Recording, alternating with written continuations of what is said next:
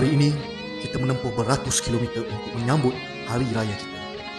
Tapi, dalam keseronokan kita, jangan lupa pada insan yang tersayang. Pesan pada diri dan pesan pada kawan-kawan supaya sentiasa jaga emosi dan nafsu. Jaga had kelajuan dan jangan jadikan kita punca kemalangan maut. Kita buktikan pada semua RZ member adalah event menyatukan minat dan event yang terbaik di Malaysia. Kami menyeru agar kita sama-sama menjayakan kempen Zero Kemalangan Maut. Niat dan janji pada diri kita yang kita akan pastikan kita selamat sampai dan selamat pulang.